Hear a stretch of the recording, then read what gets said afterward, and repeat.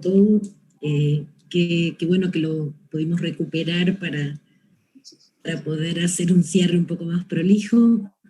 Y entonces ahora comenzaríamos con la exposición de nuestro otro invitado de esta tarde, que es el doctor Norberto Lipski, a quien ustedes seguramente conocen. El doctor Lipski es médico pediatra, es miembro vicepresidente del Comité de Derechos del Niño de Naciones Unidas, lo fue durante los años 2003-2007, es profesor asociado de la otra cátedra que auspicia esta actividad, es profesor responsable de la Cátedra Libre de Derechos Humanos y Participación Ciudadana de la Universidad Nacional del Nordeste, es profesor titular del Seminario de Políticas de Infancia y la Diplomatura Universitaria en Educación en Primera Infancia de la Universidad de 3 de Febrero, es director de la carrera de especialización en Educación, Políticas Públicas y Derechos de Niñez y Adolescencia de la Universidad Pedagógica Nacional, miembro del Consejo de Presidencia de la Asamblea Permanente por los Derechos Humanos y, bueno, es autor de numerosas publicaciones referidas a derechos humanos, niñez y educación. Le damos la bienvenida al doctor Lipski y lo escuchamos. Bien, muchas gracias, Susana, muchas gracias, Claudio, por la invitación. Muchas gracias haber escuchado con mucha atención al colega Miguel Cotop, que realmente nos abrió la jornada de reflexión con una cantidad de componentes de análisis, de reflexión y de debate. Y creo que precisamente el campo de derechos humanos que esta cátedra interpreta en su construcción académica en la perspectiva de la salud requiere continuamente de nutrirse de procesos de análisis, reflexión y debate. En un contexto que tomó a la humanidad entera y a nuestra realidad latinoamericana en particular en este último periodo, bajo la alarma generalizada de la pandemia del COVID-19. Y yo recibí la invitación con muchísimo agrado, pero además en la convicción de que necesitamos muchos espacios de intercambio. Hay pocas certezas, hay muchas incertidumbres, pero ninguna de las incertidumbres las vamos a superar silenciándolas y las certezas no se van a construir por una búsqueda voluntarista de las mismas. Con lo cual me afirmo en la idea de que es una excelente iniciativa la que ha tomado la cátedra de abrir este espacio para que con modalidades casi de informalidad académica, pero con el máximo de nuestros mejores esfuerzos, me refiero colectivos, por generar nuevas posibilidades de reflexión. Me voy a permitir partir desde una perspectiva diferente a la del colega que me precedió. Voy a permitir partir de lo que tal vez sea muy elemental para definir el campo de derechos humanos de nuestro tiempo. Un poco en una publicación de la Universidad de Salamanca, hacía un interesante análisis sobre qué recoge el campo de derechos humanos desde corrientes de disciplina. Entonces decía claramente que son tres grandes corrientes o tres vertientes las que construyen el espacio de derechos humanos más allá de lo normativo, de lo convencional. Entonces dice, hay una vertiente que proviene del campo de la ética, una vertiente que proviene necesariamente del campo del derecho normatizado, del derecho positivo, y hay una vertiente que proviene de la construcción política. Y hacía un interesante juego de qué ocurría cuando una de las tres estaba ausente del escenario de la construcción de derechos humanos, o cuando una de ellas adquiría una supremacía sobre las otras. Se producía una cierta descompensación en la construcción de los espacios de derechos humanos.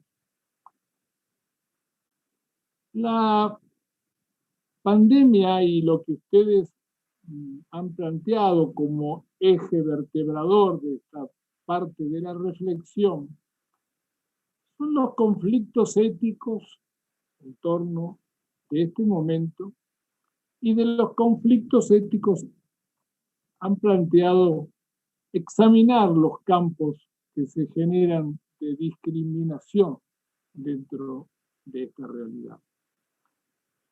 A mí me pareció prudente, tomando en cuenta esta primera definición de la Universidad de Salamanca, compartir con ustedes algunas definiciones, perspectivas que provienen de la Oficina Panamericana Sanitaria en su momento inicial de la pandemia, del ya muy conocido documento de la Comisión Interamericana de Derechos Humanos, la resolución 1-2020 sobre pandemia y derechos humanos en las Américas.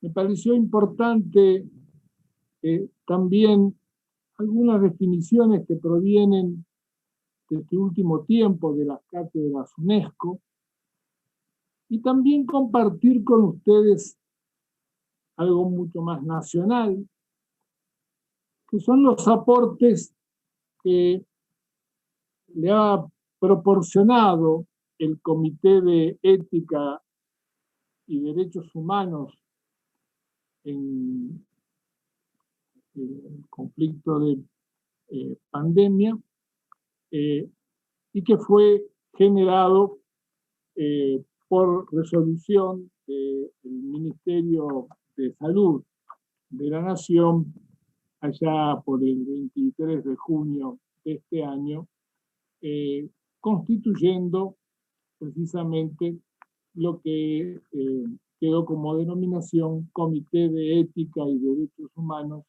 en Pandemia COVID-19.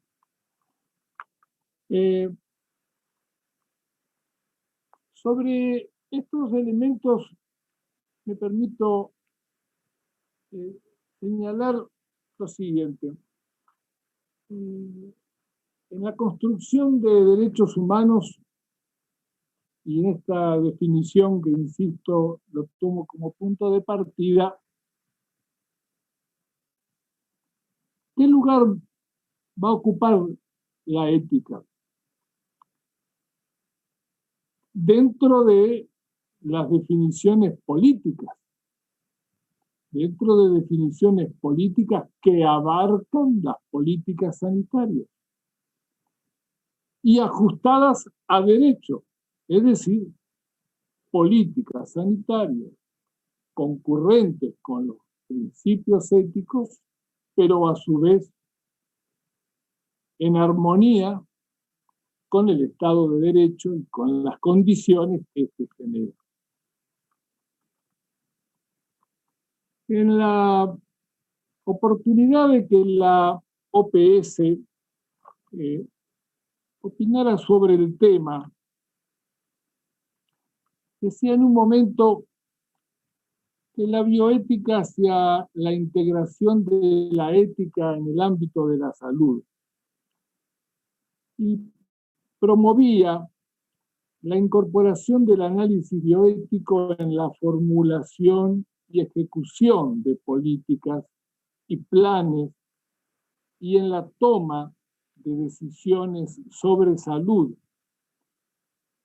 Y exhortaba a los estados a la constitución de comisiones nacionales de bioética con características independientes, multidisciplinarias, pluralistas, que en realidad es la característica que ha adoptado este Comité de Ética y de Derechos Humanos, del cual formo parte, junto a otro muy distinguido grupo de colegas y colegas. Lo cierto es que en el análisis que la Comisión Interamericana percibió que era necesario el enfoque de derechos humanos, y en la primera etapa de la pandemia, no pudo eludir un tema que lo ha dicho muy bien el colega hace unos minutos.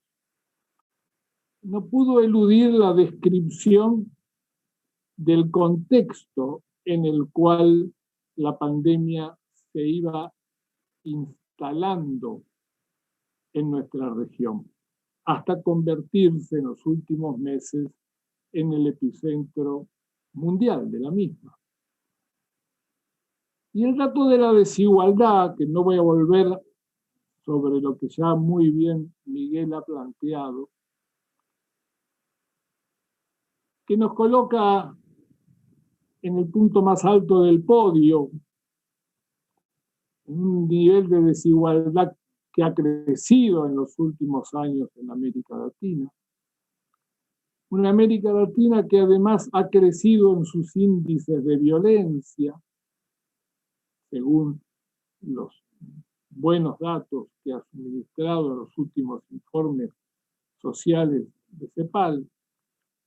Es decir, una América Latina que tiene un escenario previo a la pandemia, donde desigualdad es una circunstancia altamente condicionante de las políticas, donde la violencia que se instala no es ajena a esas profundas desigualdades, y en donde ha habido en los últimos años procesos políticos que han hecho retroceder claramente una etapa en la región en la cual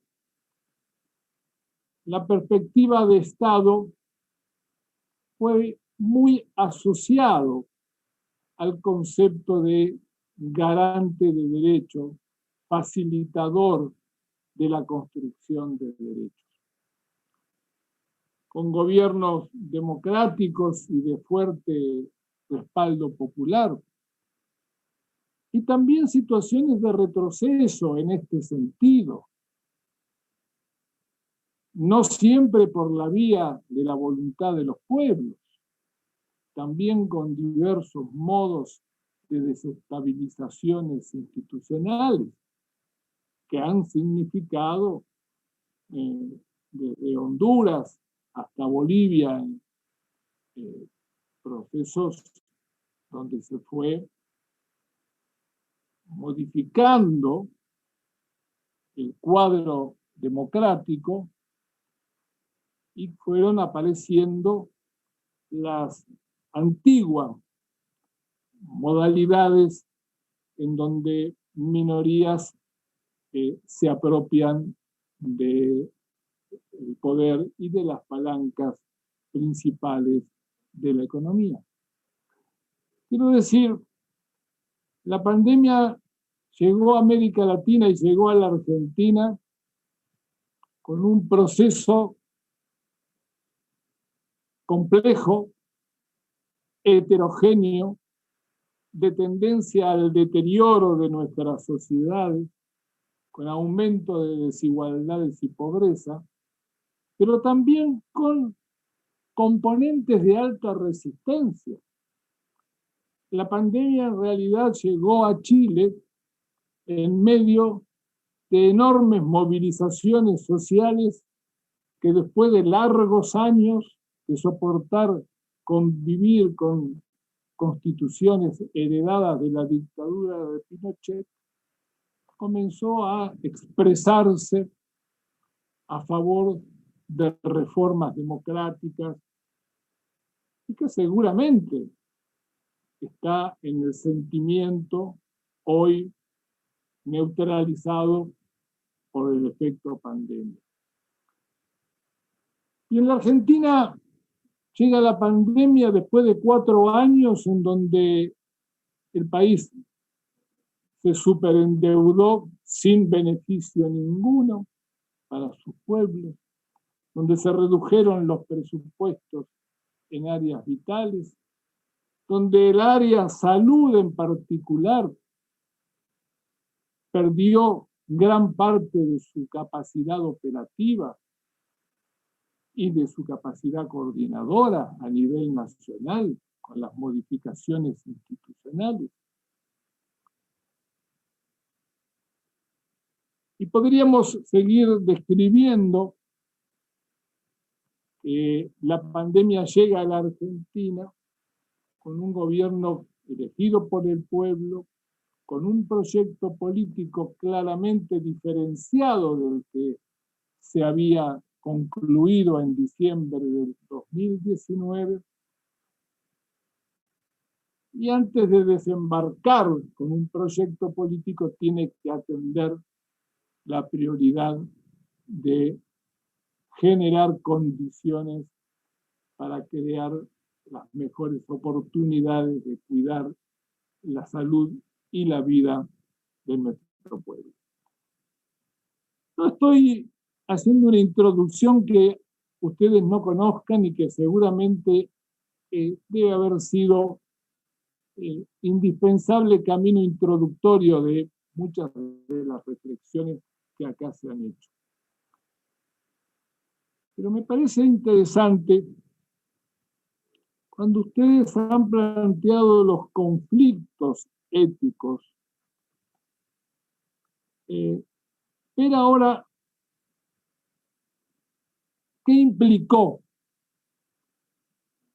que la ética en su definición más elemental, que es garantizar la dignidad humana, estuviera acompañada de una política pública que en el orden general y en lo sanitario en particular dispusiera de todos aquellos recursos capaces de recomponer el sistema de salud y ponerlo en condiciones de vivir una situación de pandemia en mejores posibilidades de respuesta sanitaria. La contradicción entre dejar caer la economía para cuidar la salud se transformó en una discusión de la política. Hoy día, llevada a extremos por fundamentalismos que han planteado la necesidad de quebrar esa decisión de fundamento ético para la aplicación de políticas sanitarias. Y ese fundamento, o ese fundamentalismo, de grupos que tienen, por supuesto, derecho a tener una inspiración política, contra fuertemente los principios básicos en materia de derechos humanos. Y quiebran el contrato social básico que la sociedad argentina había asumido en los primeros meses de la pandemia. Quebró un contrato social básico.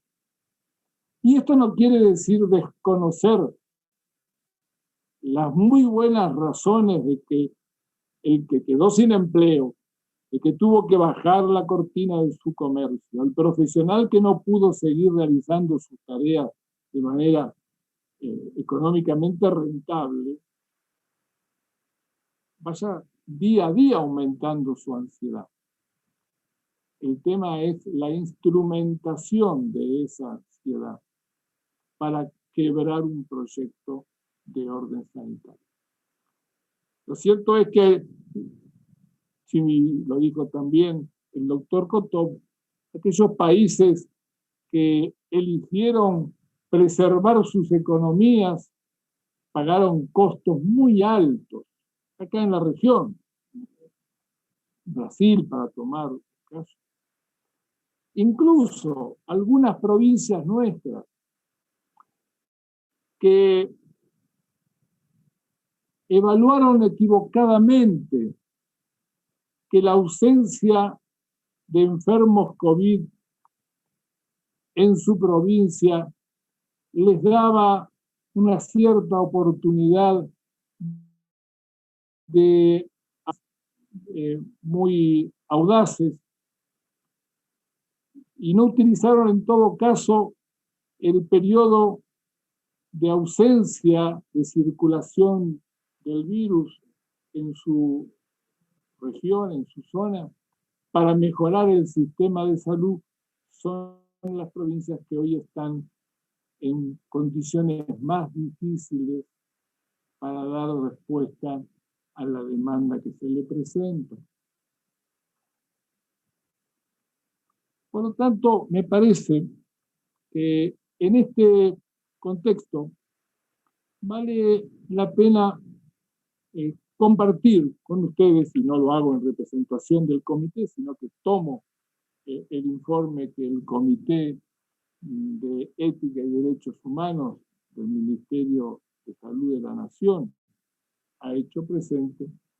Comparto con ustedes algún elemento que me parece nos va a ayudar a ir reflexionando sobre el tema central, que son los conflictos éticos y la discriminación. Un punto del primer informe decía que la toma de decisiones en salud significativos y cualitativos en el rediseño de las políticas públicas, con una profunda repercusión en las vidas de la ciudadanía. Elaborar e implementar una agenda ética en salud pública en tiempo de pandemia requiere de un delicado equilibrio entre las necesidades más urgentes en el binomio salud-enfermedad, ya sea en la atención de los pacientes con morbilidades preexistentes crónicas, de cuidados críticos o paliativos, de la atención de la salud mental, los consultorios de género y tanto más que no pueden ni deben soslayarse. La ética reconoce como fundamento, decíamos entonces, el respeto a la dignidad humana, conectándonos con la definición de la Declaración Universal de Derechos Humanos. Ética y derechos humanos, por lo tanto, acompañan o pretenden acompañar las definiciones políticas y las definiciones de políticas sanitarias principalmente. E insisto, con un periodo de alto contrato social asumido desde la perspectiva justamente del cuidado de la salud. El predominio de lo colectivo por sobre lo individual marcó esta primera etapa del contrato social sanitario. Es bueno preguntarse por qué se desataron fuerzas destinadas a quebrar este contrato social. Y no estoy hablando de lo inadecuado del debate, no. Al contrario, desde el primer momento dije hay que estimularlo el debate. Estoy hablando del riesgo de quebrar contratos sociales que se basaron solidariamente en el cuidado de la salud y en un crítico momento económico. Ahora bien, como ustedes me han planteado los organizadores, mirar los conflictos éticos y de ellos la discriminación, yo comparto con ustedes cuáles han sido los 5 dilemas éticos que este comité de ética ha presentado como campo de análisis y también de consideración para el desarrollo de las políticas públicas. El primero de ellos es las políticas públicas y versus los derechos y libertades individuales. Muy bien, Miguel manifestó que en el orden del derecho internacional, de los derechos humanos, fundamentalmente desde el Pacto de Derechos Económicos, Sociales, Culturales y ahora ambientales, esto está muy definido. Está muy definido que en determinadas situaciones de emergencia, de excepcionalidad, los derechos colectivos prevalecen por sobre los derechos individuales. Pero además, no es que prevalecen arbitrariamente o restan de ejercicio de derechos si son proporcionalmente ejecutados. Porque los derechos colectivos en estas circunstancias subsuman a los derechos individuales. No solo que no los desprecian, sino que el ejercicio del derecho individual está subsumido en la garantía de los derechos colectivos. El derecho internacional de los derechos humanos lo ha planteado así. Y por lo tanto resulta una falacia plantear que las medidas en su momento de aislamiento, posteriormente de distanciamiento, constituyan mecanismos de cercenamiento de derechos. Pero tal vez sí tengamos que reflexionar sobre el exacerbado individualismo que ha crecido en parte de la sociedad, en donde lo colectivo le resulta de difícil aceptación, tanto para su vida cotidiana como para la comprensión de los espacios que el Estado debe garantizar en materia de derechos humanos. Esta discusión está presente y está presente con necesidad de ser debatida en profundidad dentro de la pandemia y cuando ya no esté la pandemia, porque la sociedad tiene que sacar un necesario aprendizaje, no solo sanitario, no solo que hemos adquirido nuevos hábitos y seguramente deberíamos parte de ellos mantenerlos, sino que también tenemos que sacar aprendizaje de estos procesos colectivos en los cuales ha habido factores asociativos y factores disociantes en materia de derechos humanos.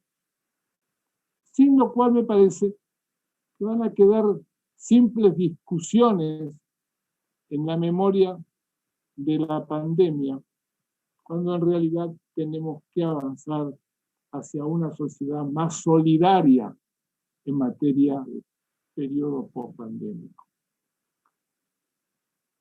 El segundo conflicto ético que hemos planteado es entre pandemia y recursos críticos. Miguel lo ha trabajado muy bien en su exposición, ha desarrollado desde el origen del triage hasta el mal uso actual que ha planteado. Nosotros no desconocemos la necesidad de analizar ese aspecto. Pero debo decirle que el informe puso su énfasis en que el Estado debía generar las condiciones para que no estuviéramos en situaciones límites en las cuales los recursos críticos e insuficientes pudieran generar una definición de carácter discriminatorio respecto al uso de esos recursos, para los cuales lo que se necesitaba era ganar tiempo con el aplanamiento de la primera etapa del desarrollo epidemiológico para asegurar que los recursos, que seguramente pueden ser insuficientes, si además son insuficientes las medidas que se adoptan para reducir el impacto de la expansión de la pandemia.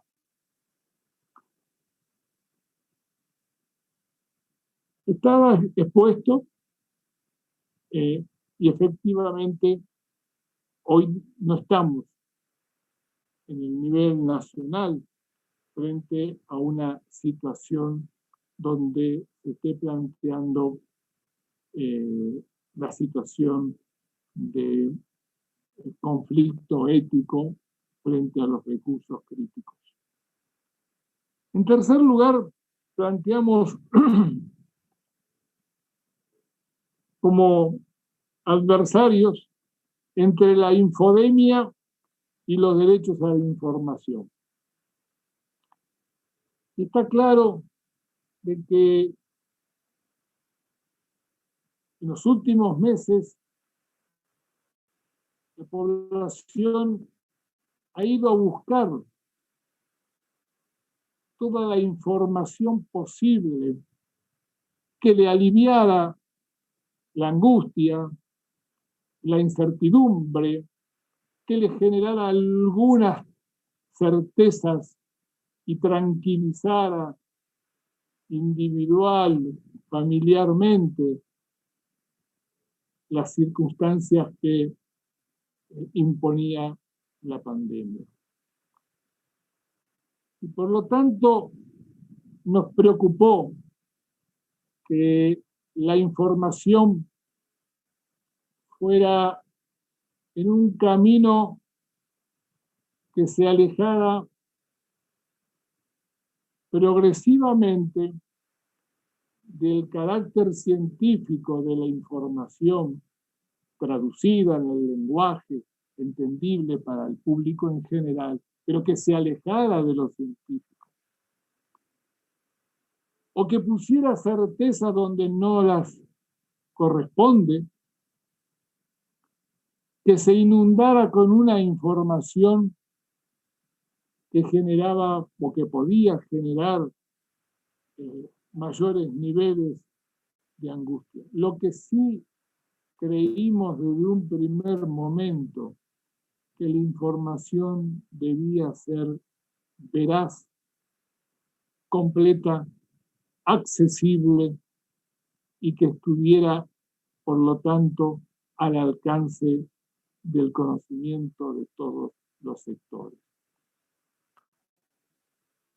El cuarto punto que se planteó como conflicto fue el uso de datos personales sensibles o bien el derecho a la privacidad. Y seguramente que en este campo ha prevalecido el derecho a la privacidad, pero también el derecho a la privacidad nos llevó a un quinto componente de conflicto ético, que es la discriminación respecto de los grupos que por el momento los llamaremos grupos más vulnerables o vulnerados en sus derechos. Y en cierta medida coincido con el doctor Kotov, que es una expresión que habrá que revisarla en el uso que ha adoptado para situaciones tan abarcativas que terminan por definir mal lo que se propone. Pero por el momento decimos que estamos en el reconocimiento de grupos vulnerables. ¿Y de qué grupos hablábamos? Perdón, objeto doctor. de posible discriminación. ¿Cómo estoy con el tiempo? Tenemos 20 minutos todavía hasta las 18, pero le quería comentar que perdimos la imagen.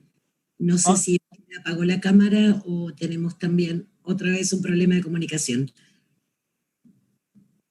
¿Pero puedo seguirme? ¿Ustedes me escuchan? Sí, lo escuchamos perfectamente. Bueno, yo no toqué nada, así que no... A ver, veo acá que se cortó. Aquí me figura como teniendo la cámara apagada. Ahora lo recuperamos, gracias. Bueno, muchas gracias.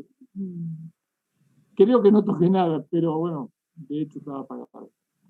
Les pido disculpas. El último punto que examinamos y que tiene que ver directamente con lo que se han planteado para el conversatorio de hoy es acerca de la discriminación y los grupos vulnerables. Si hemos hecho una identificación de grupos pensado en términos de una discriminación que no siempre es de carácter visible, que es notoria.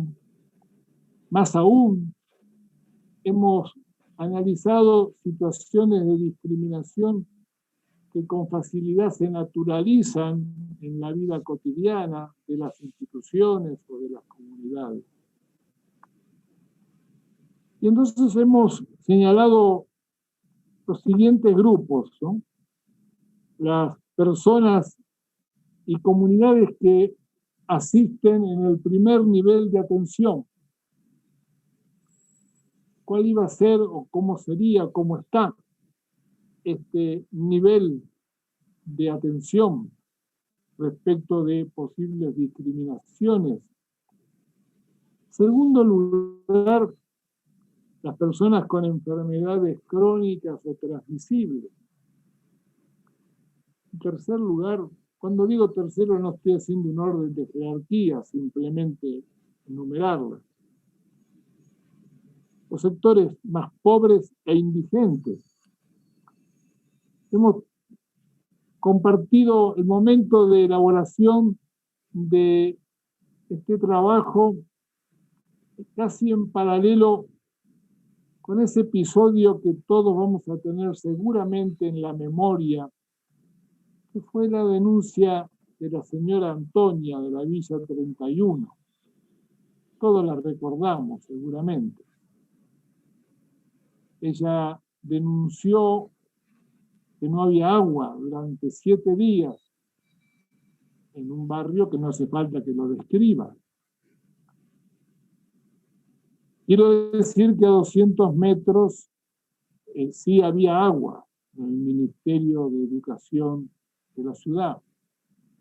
Ella denunció la falta de agua y que eso estaba conspirando contra un elemento básico de la prevención, que era la insistencia con la que se formulaba la necesidad de lavarse regularmente. Bueno, ausencia de agua fue la primera denuncia de Antonio. A la semana, Antonia se le diagnosticó el positivo del PCR. Y 9 días después falleció Antonia.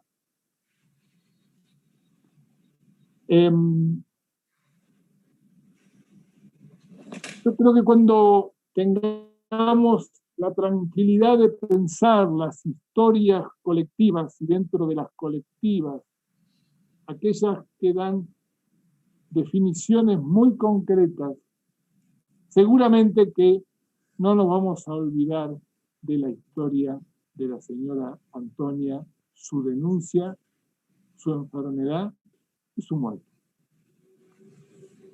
El testeo llegó al barrio 22 días después de la muerte de Antonia.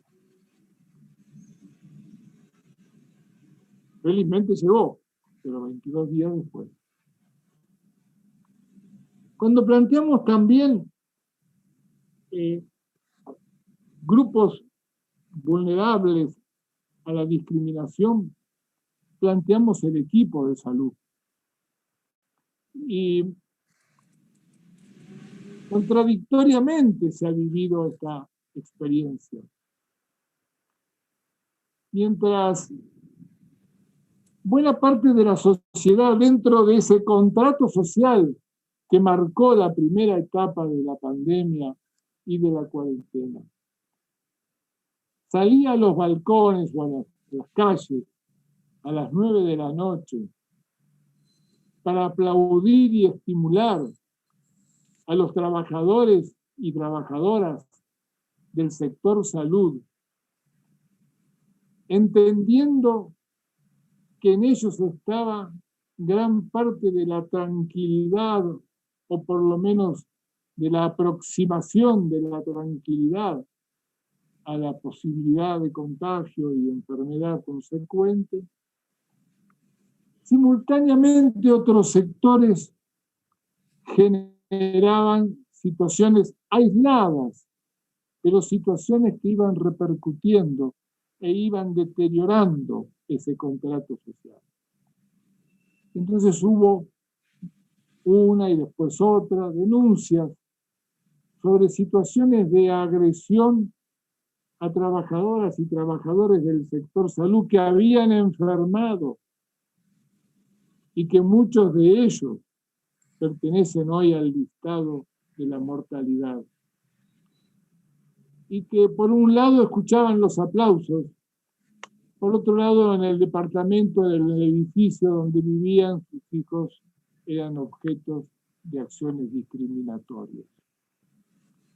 Lo digo esto porque es de público conocimiento, pero la significación de estos datos de discriminación también fueron marcando un deterioro en ese contrato social. Hemos también puesto la preocupación en niñas, niños y adolescentes. Los niños, niños y adolescentes en una primera etapa donde todo indicaba que el coronavirus no afectaría, por lo menos con sintomatología de compromiso, la salud de los más pequeños. Situación esta que luego hubo que revisarla hasta epidemiológicamente. En realidad fueron como invisibilizados dentro de la cuarentena como un sector al cual, dejándolos en la casa, sacándolos del ámbito de la escuela, entraban en una situación de mayor protección. Pero la realidad es que la cuarentena o la etapa de aislamiento, quedarse en la casa no siempre resultó ni sencillo de implementar, ni garantía de protección. Y en los barrios populares se tuvo que aceptar que aislamiento era aislamiento colectivo de la mejor manera posible, y en los pasillos y en los espacios abiertos de los barrios era donde finalmente se cursaba la cuarentena.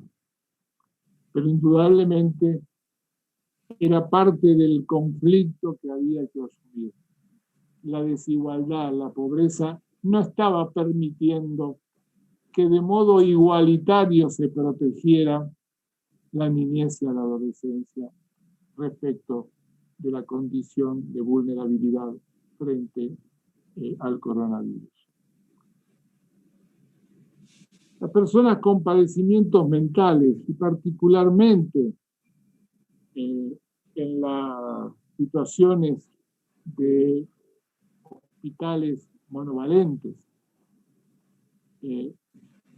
fíjense que en este momento se está logrando revertir una primera tendencia de aislamiento de los enfermos de los hospitales monovalentes de salud mental, que en realidad fueron aislados, agravando para muchos de ellos su situación de padecimiento mental.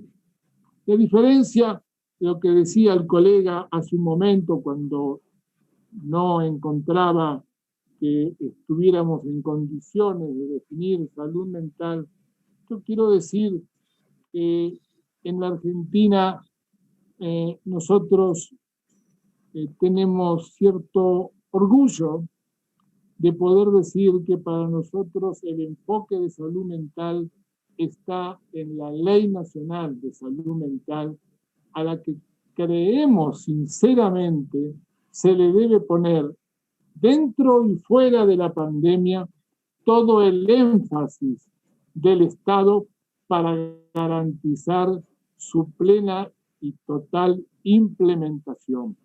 El enfoque de derechos humanos que plantea nuestra Ley Nacional de Salud Mental está necesitando de decisiones políticas con marco ético, pero la norma ya la tenemos y sobre esa norma es preciso avanzar en esta etapa y en la siguiente.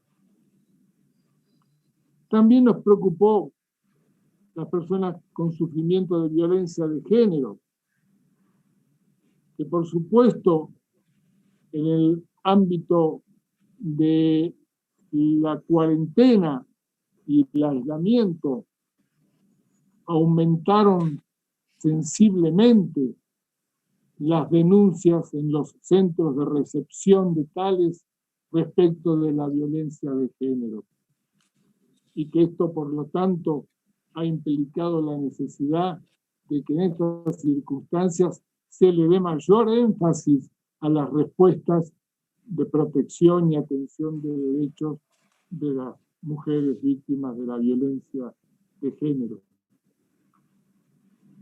Bueno, también consideramos a las minorías sexuales, a los pueblos originarios, a las personas privadas de libertad, por supuesto, a los adultos mayores.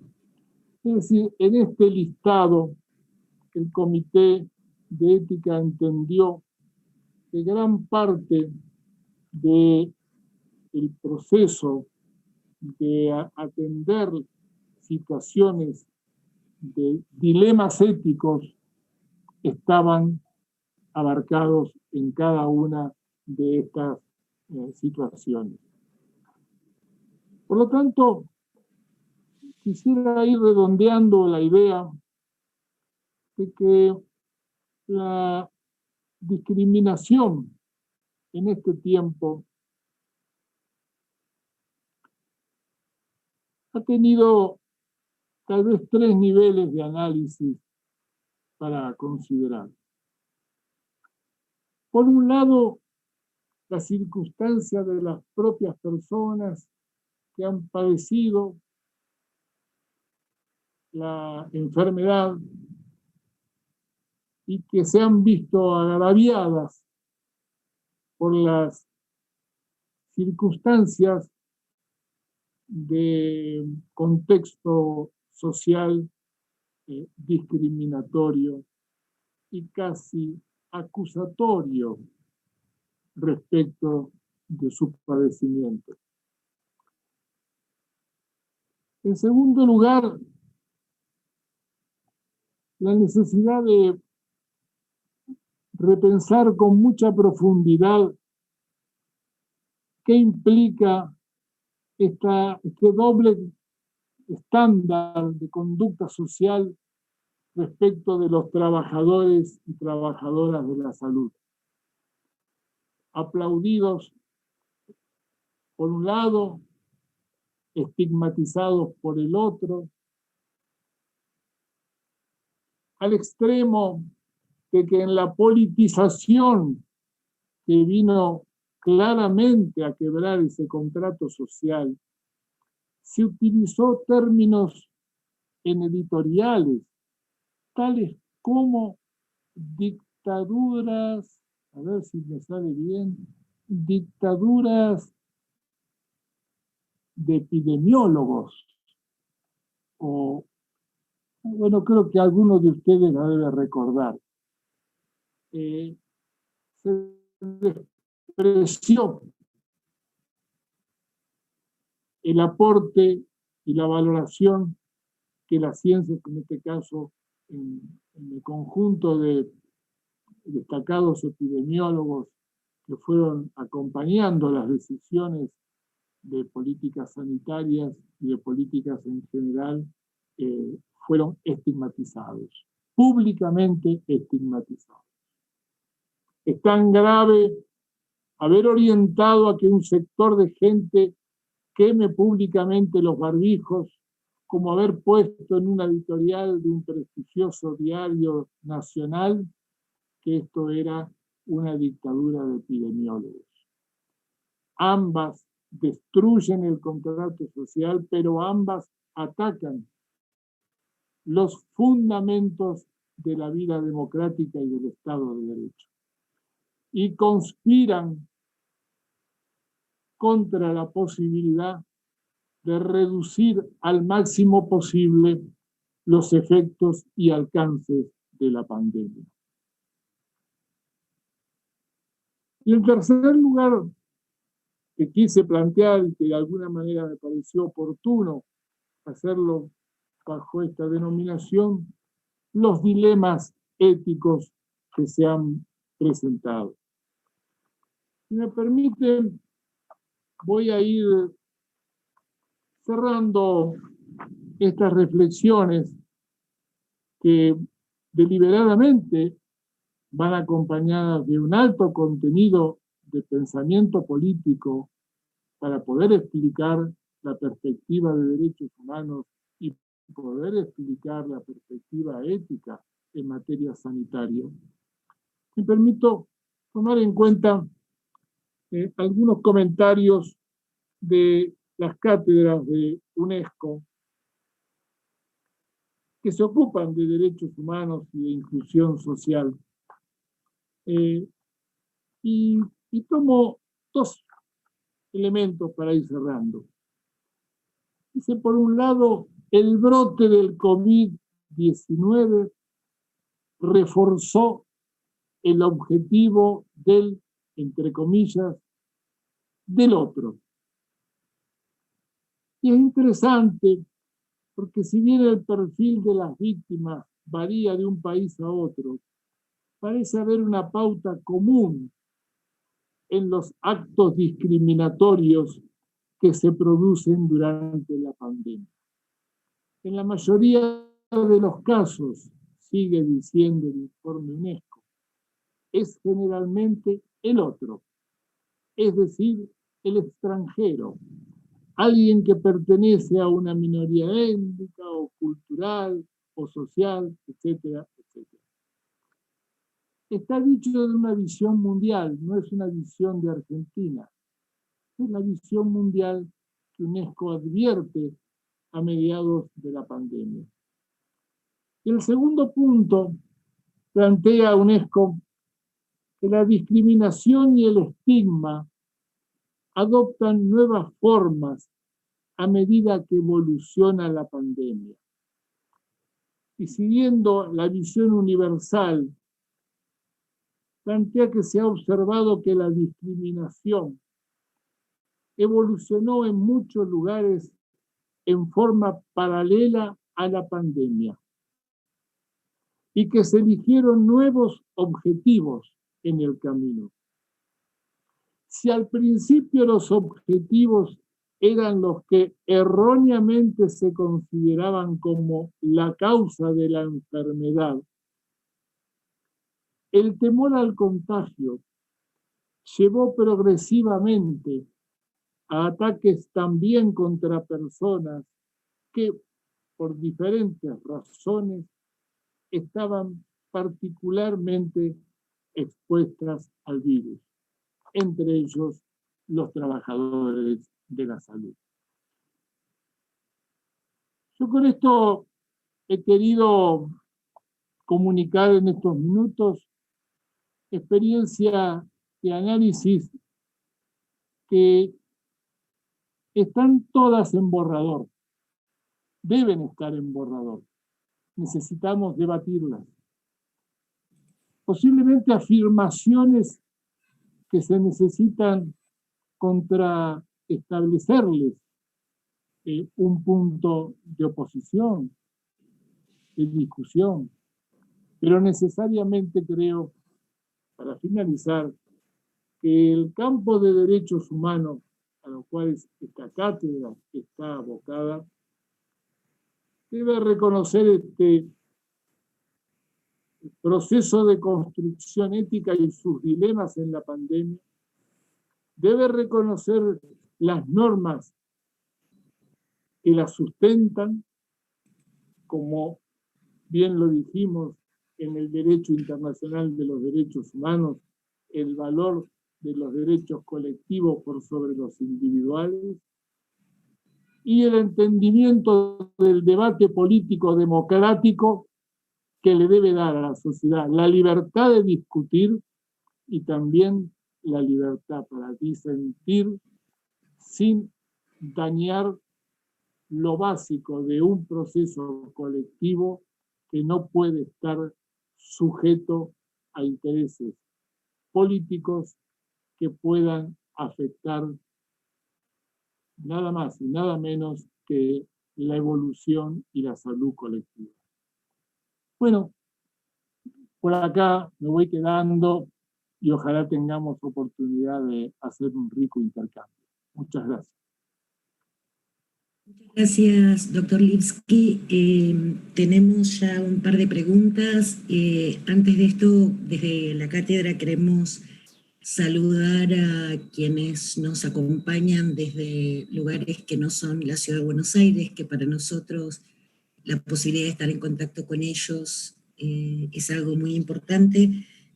Nos están acompañando tanto aquí en el aula como en YouTube, asistentes de Santiago del Estero, San Luis, Jujuy, Córdoba, Catamarca, Mar del Plata, Río Negro, La Rioja. Incluso nos están acompañando desde otros países de la Patria Grande, desde Caracas, Venezuela, y desde Boyacá y Bogotá en Colombia. Las dos inquietudes que ya nos han llegado es, por un lado, una consulta acerca de si hay documentos públicos de la comisión que usted integra y dónde se podría acceder a ellos. Y la otra pregunta que tenemos es qué consideración hace el comité con respecto a la cantidad de testeos que se están haciendo a nivel público nacional.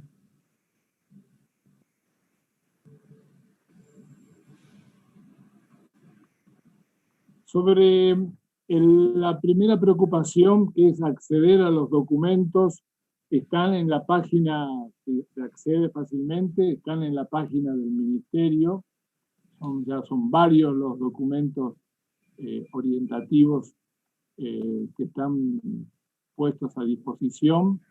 Lo van a encontrar con facilidad de identificación y expresan la opinión del comité.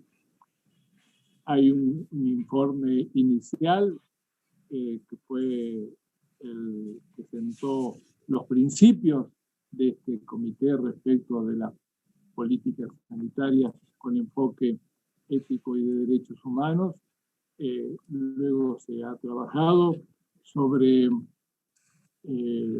los temas vinculados con investigación, con los temas vinculados con vacuna, y queda un trabajo más que se ha presentado, pero bueno, seguramente lo van a encontrar. El comité tiene una composición, me eximo por supuesto en lo personal de lo que voy a decir, de personas con altísimo recorrido, prestigio, seriedad, heterogeneidad en la formación política de nosotros. Es un grupo que se distingue por esa heterogeneidad, por la convivencia en la heterogeneidad, y lo que nos une son los principios éticos y los principios de derechos humanos sobre los cuales se construyen los consensos de este comité.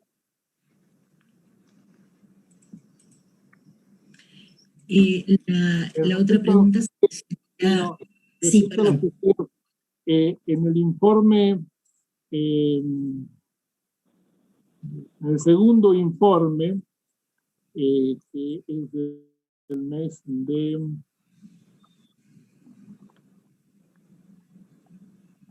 si no me equivoco, mes de junio, primeros días de junio,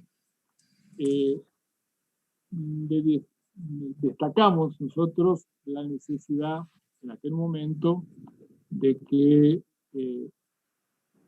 eran insuficientes los testeos y que parecía oportuno establecer un nivel de producción de testeo, no solamente en mayor cantidad, sino en mayor criterio de orientación de los mismos, y muy vinculado a la capacidad de los testeos de poder controlar tempranamente los focos y no solamente testear de manera generalizada, sino poner prioridad en la posibilidad de bloquear focos que se iban presentando por zonas, barrios o ciudades. De modo que ese fue un planteo al comienzo del mes de junio, y en gran medida esto fue muy bien asumido. Bien, y tenemos una pregunta que tiene que ser la última porque ya termina nuestra transmisión. Yelitza John le agradece compartir sus experiencias y pregunta, desde sus reflexiones en el proceso discriminatorio, ¿ha sido como enfrentar los funerales, el duelo, y qué podría comentar al respecto? Ay, sabe que no le pude escuchar la última. ¿Lo puede repetir si no le molesta? Sí, por supuesto. Yelitza John le pregunta o comenta, desde sus reflexiones en el proceso discriminatorio, ha sido cómo enfrentar los funerales y el duelo, y qué opina al respecto. Sí, sobre ese tema, en realidad era el tercer documento que yo estaba tratando de recoger. Y hemos planteado el acompañamiento en el tramo final de la vida como un requisito que debía ser replanteado, ya cumplir una primera etapa en la cual los niveles de aislamiento constituyeron un elemento tal vez de protección y de bioseguridad, pero de aumento de sufrimiento de quien dejaba la vida y de aumento del sufrimiento para los que quedaban con la vida. Y hemos planteado la necesidad del acompañamiento del enfermo, particularmente en situación terminal, y que si bien esto puede implicar una mayor complejidad en un funcionamiento, tanto sea paliativo como de terapia intensiva, era necesario encontrar la metodología adecuada para el paciente que está en tramo final de la vida lo pueda hacer acompañado de sus afectos, y las personas que se despiden, de quien parte, lo puedan hacer con el vínculo más cercano posible. De modo que se ha planteado este tema, ya ha habido modificaciones protocolares en este sentido, varias provincias ya han efectuado protocolos respecto al acompañamiento en el tramo final de la vida, y personalmente lo que puedo decir es que no puede haber un sistema de bioseguridad que funcione bien si se priva del derecho a la muerte digna. Entonces creo que este componente tiene que estar presente en los protocolos que sobre el tema se estén ahora estableciendo. Y ya está avanzado el tema. Bien, muchas gracias, doctor Lipski. Nos tenemos que despedir por hoy, y antes de que se corte la transmisión, desde la Cátedra Libre de Salud y Derechos Humanos, que es anfitriona en esta oportunidad, queremos agradecerle inmensamente a los expositores la disposición a participar de este curso, aún en este contexto tan complejo. Queremos agradecerles a todos los asistentes que nos acompañaron hoy, y bueno, nos encontramos nuevamente aquí el miércoles próximo para seguir pensando las cuestiones que la pandemia impone a la bioética y a los derechos humanos.